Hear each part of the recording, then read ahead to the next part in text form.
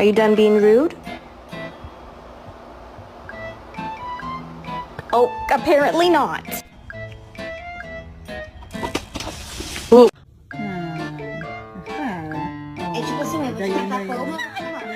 Saying Chase's least favorite words.